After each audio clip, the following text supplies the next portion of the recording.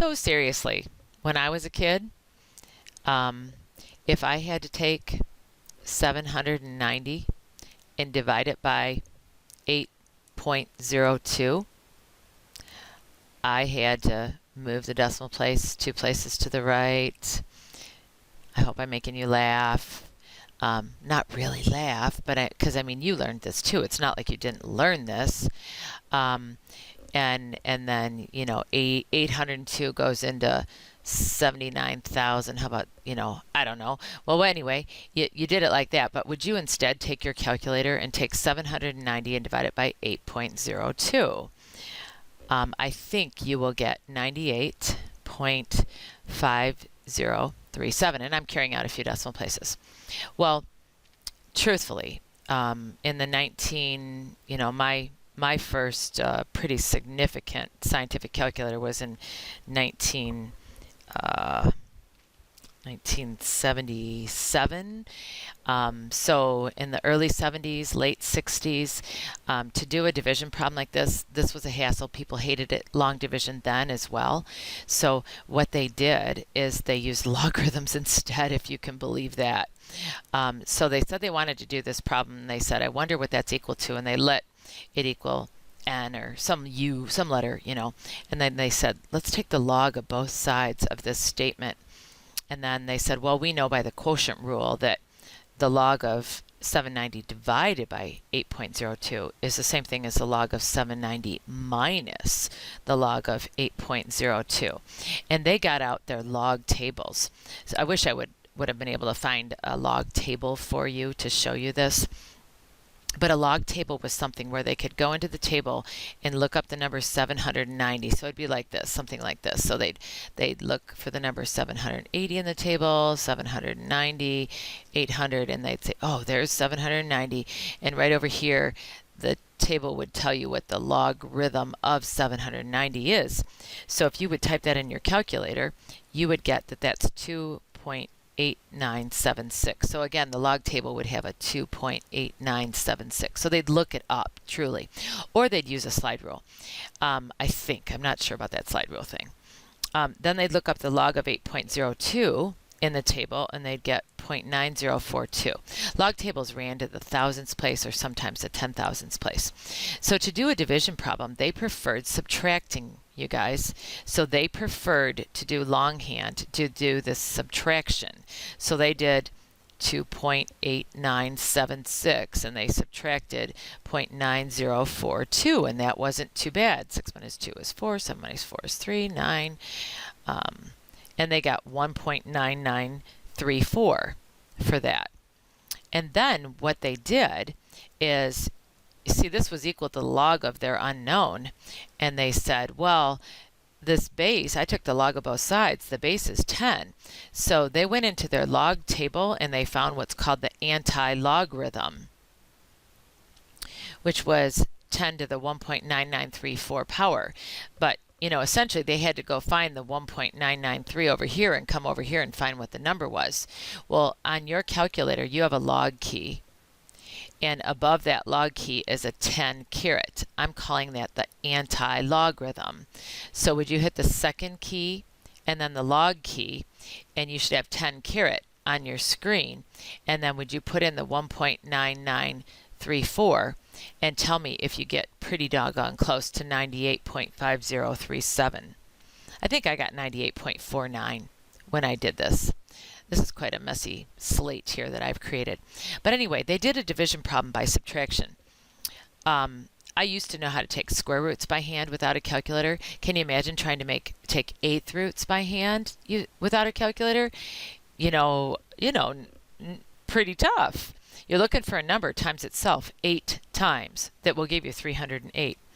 And if you did this on your graphing calculator by either taking 308 to the 1/8 power, that would be one way to do it, you should get, I think, 2.0467.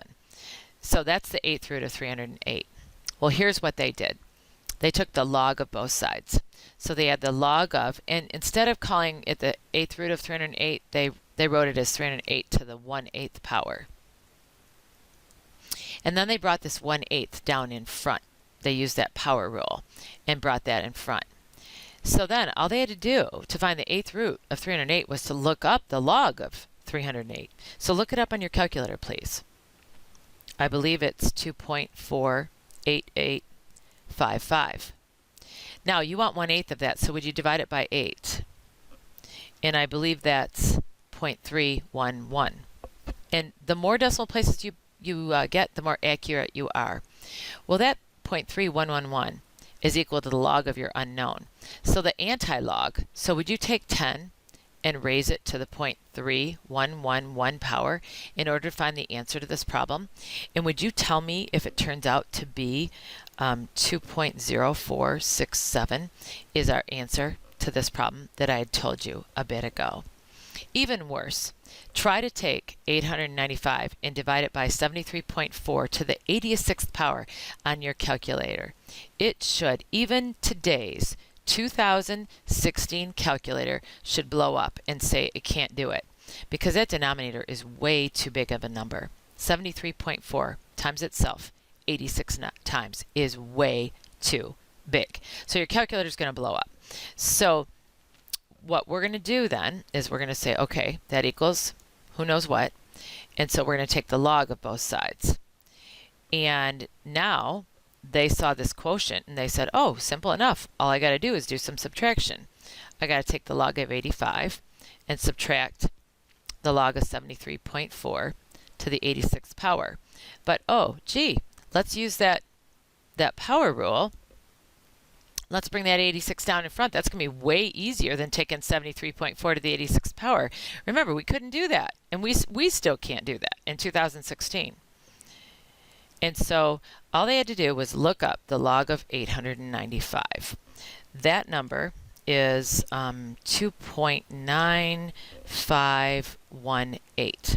Then they had to take 86 times whatever the log of 73-ish was, and that's 1.86. And I took a lot of decimal places when I did this. So then they just had to do this arithmetic. Well, that number turns out to be a negative 157.4980. And that equals the log of what we're looking to find. So now all they had to do was to take the anti-logarithm. Remember, this base is 10. So they had to take 10 and raise it to the negative 157.4980 power. Well, your calculator is going to blow up. It's not going to do it. Try it. Try 10 to the negative 157.4980 power. It won't work. If it would, though, that would be your answer. So now I use rules for exponents. And I break that up into two factors, 10 to the negative 157 and 10 to the negative 0.4980. So even in present day, I would need to do this. Remember, because these bases are alike, these exponents have to add to be that exponent. My calculator will do that for me. Would you take 10 and raise it to the negative 0.498 power? I think that turns out to be 0.318. Then, at the end, would be times 10 to the negative 157. And that is your answer to this problem. 895 divided by this really large number in the denominator gives you something very, very, very small. The decimal place here would be moved to the left 157 times with all those zeros. We could also think of this as 3.185 times 10 to the negative 158. So historically, logarithms were used like crazy. When division was involved, we subtracted. When we had to raise something to a power, we brought that power down in front and just multiplied. If we needed to find a root of something like an 8th root, we thought of that as 308 to the 1/8 power, and then it was just 1/8 times that product. We're going to conclude this unit with some work on the Richter scale. We're going to do some work with taking real life data like bacteria growth or mosquito growth or decay rates of cars, decay rates of bones, and we're going to apply the data and find exponential functions that model the situation and allow us to predict the future. So we're going to use logarithms with some earthquake situations, and we're going to do some other stuff with some exponential functions to apply all of this in the end when we get together.